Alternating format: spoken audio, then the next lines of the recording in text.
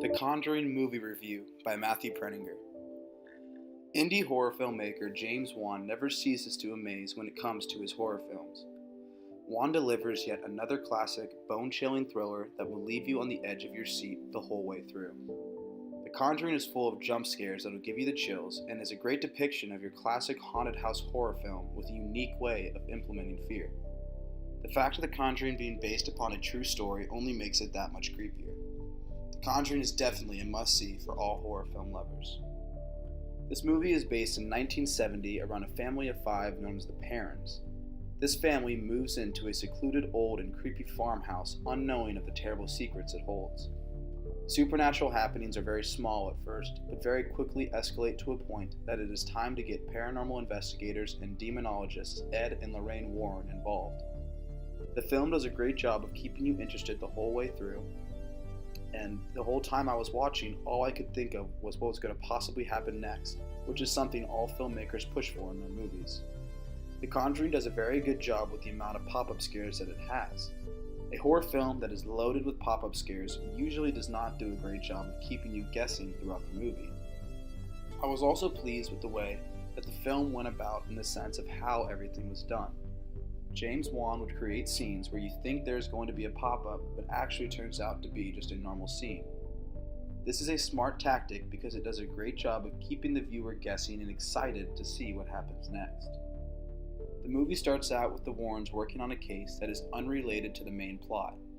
This is good because it gives the audience a chance to see what Ed and Lorraine Warren are like and who they are as characters before the main plot really starts to kick up. Doing this also helps to explain why certain characters act the way they do, which is very important to know. A lot of horror films can be confusing due to there not being a main plot or a story to follow. That is not the case with The Conjuring. The movie follows a very fun yet chilling story which makes it easier for viewers to understand what's going on. On looks alone, this movie should be rated PG-13, which would be very frowned upon by horror junkies. James Wan does a brilliant job of making this one of the scariest horror films of all time without the implementation of sexual scenes, excessive gore and violence, and foul language.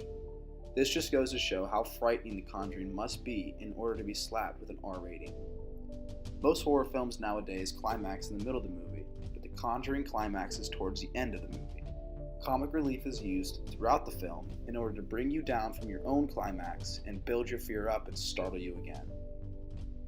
The inspiration for this film derives from real case files from the Warrens, which they themselves say is still their most famous case to date. One thing that is unmatched in this movie is the dazzling cinematography.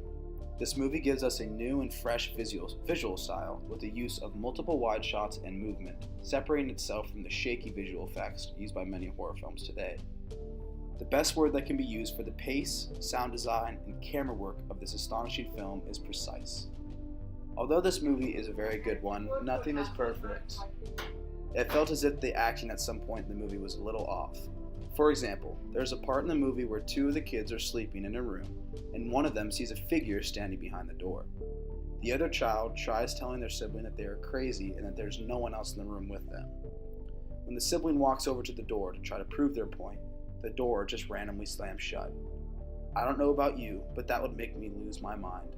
The sibling, who did not see the figure, reacted as if nothing happened, that they were not scared at all. I also feel that the demon portrayed in this movie was revealed too much. One of the greatest tools a horror film can use is the fear of the unknown, and many people like the ability to use their own imagination on what they think the antagonist should be like. The Conjuring is a well-done horror film that was definitely an instant classic. The movie does exactly what a horror movie is supposed to do, leaving you so scared you don't know what to do next. The Conjuring is a part of a 3-part series, and the other 2 movies are just as good as the first. From random creepy hands clapping to the left of your face in a dark room, to a possessed woman flying through the air, The Conjuring delivers a thrilling experience for anyone who likes to be scared. The movie did a good job of making the viewer feel like they were actually in the movie. It makes the viewer feel like they are walking through a haunted house with the effective use of pop-ups and surprises. The setting of the movie does an outstanding job of setting the mood of the movie with an extremely old, creepy home back deep in the woods in the middle of nowhere.